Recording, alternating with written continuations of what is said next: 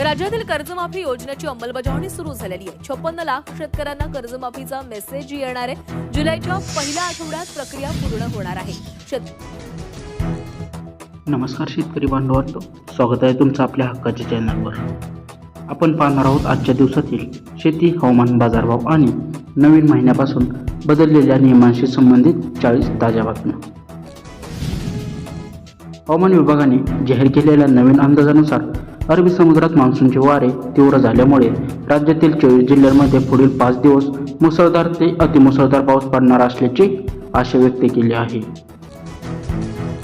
रत्नागिरी आणि सिंधुदुर्ग जिल्ह्यात काल रात्रीपासून सुरू झालेल्या संततधार पावसामुळे स्थानिक नद्यांना पूर आला असून नदीकाठच्या नागरिकांना प्रशासनाने सतर्कतेचा कडक इशारा दिला आहे. कोल्हापूर, सातारा आणि सांगली जिल्ह्याच्या बहुतांश भागात समाधानकारक पाऊस झाल्यामुळे सोयाबीन आणि मक्याच्या पेरण्या 70% अधिक पूर्ण झाल्या आहेत.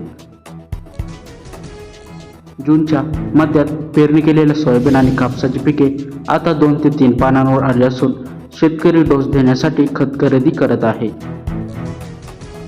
अमरावती, यवतमाळ आणि वर्धा भागात मान्सून पूर्णपणे स्थिरावल्यामुळे कापूस उत्पादक शेतकऱ्यांनी कपाशीची लागवडीची कामे युद्ध पातळीवर सुरू केली आहेत. 30 जूनची मुदत संपली असली तरी ज्या शेतकऱ्यांचे KYC तांत्रिक कारणांमुळे अपूर्ण राहिले आहेत त्यांना ब्लॉक स्तरावर दुरुस्तीसाठी मुदतवाढ मिळाल्याची शक्यता आहे. राज्य सरकारने नमो शेतकरी महासन्मान निधीच्या वितरणाची तांत्रिक पडताळणी पूर्ण केली असून चालू आठवड्यात पात्र शेतकऱ्यांच्या खात्यात पैसे थेट जमा होणार आहेत. सहकार विभागाने राज्यातील जिल्हा बँकेकडून थकबाकीदार शेतकऱ्यांची माहिती गोळा केली असून 5 जुलै रोजी पहिली प्राथमिक यादी चालूवर लावली जाणार आहे. कृषी विज्ञान केंद्राने सल्ला दिला आहे की अतिवृष्टीमुळे शेतात पाणी साचल्यास कपासी आणि सोयाबीनचे कोंब साडण्याची शक्यता असते, त्यामुळे पाण्याचा निचरा तात्काळ करावा. पाऊस सर्वत्र चांगला झाल्यामुळे डाळिंब आणि मोसंब्याची बागांची छाटणी करून बोर्डो मिश्रण फवारणी करण्याचे फळबाग उत्पादकांचा कल वाढला आहे. गोठ्यात जास्त चिखल आणि पाणी साचल्यास जनावरांचा खुरकत आजार होण्याची शक्यता असते, त्यामुळे गोठ्यांची जमीन कोरडी ठेवण्याचा सल्ला पशुवैद्यकांनी दिला आहे. जुलै महिन्याच्या सुरुवातीलाच झालेल्या जोरदार पावसामुळे कोरड्या पडलेल्या बोरवेलला पुन्हा पाणी आल्याने शेतकऱ्यांमध्ये समाधानकारक वातावरण आहे. सलग 2 ते 3 दिवस सूर्यप्रकाश न पडल्यामुळे भाजीपाला पिकांवर रस शोषण किडांचा प्रादुर्भाव वाढला असून शेतकरी औषध फवारणी करत आहेत. अरबी समुद्रात कमी दाबाचा पट्टा निर्माण होत असल्याने रखडलेला मान्सून पुढील 48 तासात पुन्हा वेग घेणार आहे. यामुळे दक्षिण महाराष्ट्र आणि कोकण किनारपट्टीवर मुसळधार पावसाची शक्यता वर्तवण्यात आली आहे. आज रात्री मराठवाडा आणि पश्चिम महाराष्ट्रातील 16 जिल्ह्यांमध्ये विजांच्या कडकडासह मान्सून पूर्व वादळी पाऊस पडण्याचा येलो अलर्ट जारी केला आहे. शेतकऱ्यांनी जनावरांची सुरक्षा राखण्याचे आवाहन प्रशासनाने केले आहे. मान्सून लाभल्यामुळे खानदेश आणि विदर्भातील काही जिल्ह्यांमध्ये तापमानाचा पारा अजूनही 40 अंश सेल्सिअसच्या आसपास असल्याने शेतकरी हवालदिल झाला आहे. जमिनीतील ओला सुकत चालल्याने पाऊस कधी पडणार यांच्याकडे सर्वांचे डोळे लागलेले आहेत. सोलापूर आणि आसपासच्या ग्रामीण भागात आज दुपारनंतर अचानक ढगाळ वातावरण होऊन काही ठिकाणी जोरदार मेघगर्जनेसह पावसाच्या सरी कोसळल्या. या पावसामुळे उकाड्यापासून नागरिकांना तात्पुरता दिलासा मिळालेला आहे. कृषी विभागाच्या शास्त्रज्ञांनी शेतकऱ्यांना स्पष्ट चेतावणी दिली आहे की जोपर्यंत सलग 2 ते 3 दिवस पाऊस चांगला होऊन जमीन पूर्णपणे भिजत नाही तोपर्यंत पेरणी करू नका. काही गडबडीत पेरणी केल्यास बियाणे वाया जाऊन दुबार पेरणीचा खर्च वाढू शकतो. राज्यातील मध्यम आणि मोठ्या धरणांमधील पाणीसाठा आता ऐतिहासिक तळाला म्हणजेच केवळ 12 ते 14% पोहोचला आहे. अनेक गावांमध्ये पाण्याचे टँकर सुरू झाले असून प्रशासनाने पाण्याचा वापर जपून करण्याचे आवाहन केले आहे. नाशिक आणि अहमदनगरच्या ग्रामीण भागात काल रात्री झालेल्या वादळी पावसात विजा कोसळून 4 दुधाच्या जनावरांचा दुर्दैवी मृत्यू झाला आहे. नुकसानग्रस्त शेतकऱ्यांना तातडीने सरकारने मदत देण्याची मागणी ग्रामस्थांनी केली आहे. हवामानाची बदलाची तात्काळ माहिती मिळवण्यासाठी कृषी विभागाने शेतकऱ्यांना मेघदूत आणि दामिनी मोबाईल ॲप वापरण्याचा सल्ला दिला आहे. या ॲपमुळे विजा पडण्याच्या ठिकाणची पूर्वसूचना मोबाईलवर मिळणार आहे. उन्हाची तीव्रता आणि कोरड्या हवामानामुळे मराठवाड्याच्या महामार्गावर अचानक धुळीचे वादळ सुटल्याने वाहन चालकांचा समोरचे दिसणे कठीण झाले होते. अपघाताचा धोका टाळण्यासाठी वाहने संथ गतीने चालवण्याचे आवाहन पोलिसांनी केले आहे. पाऊस लांबल्यामुळे सातारा आणि सांगली जिल्ह्यातील अनेक भागात जनावरांच्या हिरव्या चाऱ्याचा प्रश्न अत्यंत गंभीर बनला आहे.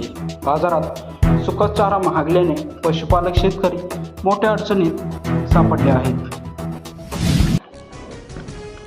राज्य सरकारच्या नमो शेतकरी महासन्मान निधीच्या 7व्या हप्त्याचे 2,000 रुपये टप्प्याटप्प्याने शेतकऱ्यांच्या खात्यात जमा होण्यास सुरुवात झाली आहे. शेतकऱ्यांनी आपल्या मोबाईलवरील बँकेचे मेसेज तपासावेत असे आवाहन करण्यात आले आहे. केंद्र सरकारने PM किसान सन्मान निधी योजनेची नवीन सुधारित लाभार्थी यादी पोर्टलवर जाहीर केली आहे.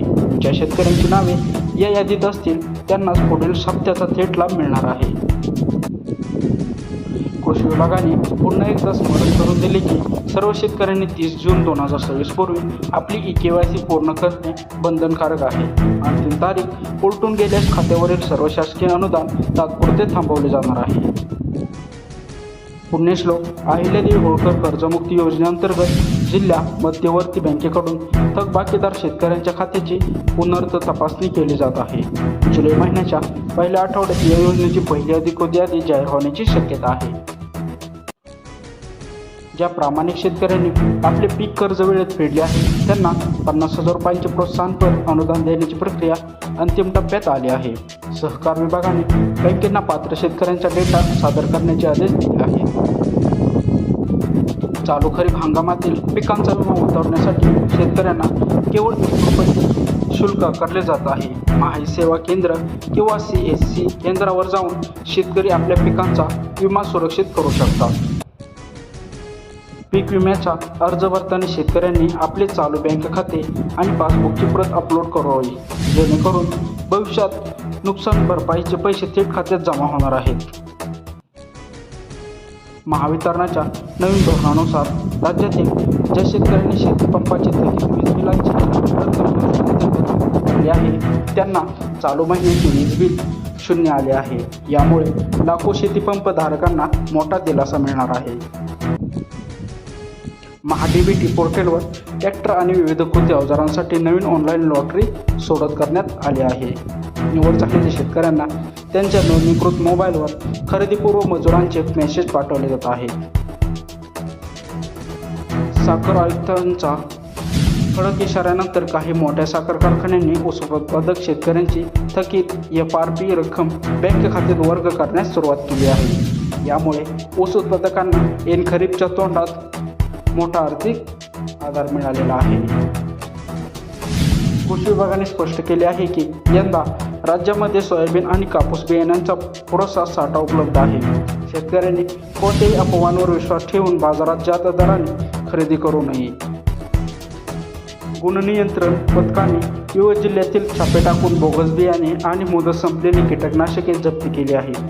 शेतकऱ्यांची फसवणूक करणाऱ्या कृषी सेवा केंद्राचे परवाने तात्काळ रद्द करण्यात आले आहेत.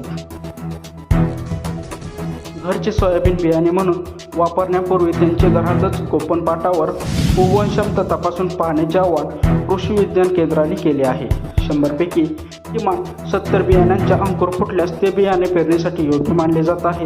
घरगुती सोयाबीन बियाणे यांची क्षमता तपासली जात आहे. खतांची गोणी खरेदी करताना दुकानदार जर इतर कोणतेही टॉनिक किंवा औषध घेण्याची सक्ती करत असेल तर शेतकऱ्यांनी थेट तालुका कृषी अधिकाऱ्याकडे तक्रार करावी. अशी तक्रारीवर तात्काळ दुकान सील करण्याची कारवाई केली जाणार आहे. लालसगाव आणि पिंपळगाव बाजार समित्यांमध्ये कांद्याची आवक मध्यम असल्याने दरामध्ये प्रति क्विंटल 100 ते 25 रुपयांची किरकोळ सुधारणा झाली आहे. चांगल्या दराच्या उन्हाळी कांद्याला समाधानकारक भाव मिळत आहे. तर शेतकरी बांधवांनो, ह्या होत्या आजच्या बातम्या. सर्वात महत्त्वाची गोष्ट, जोपर्यंत 75 ते 100 मिमी पाऊस होत नाही तोपर्यंत पेरणीची घाई करू नका. आणि 30 जूनपूर्वी आपले ई-KYC काम नक्की पूर्ण करा. तुम्हाला आजची कोणती बातमी सर्वात महत्त्वाची वाटली आम्हाला कमेंट करून नक्की सांगा. व्हिडिओ आवडल्यास लाईक करा, शेअर करा आणि आपल्या या यूट्यूब चॅनलला सबस्क्राईब करायला विसरू नका. धन्यवाद. जय जवान जय किसान.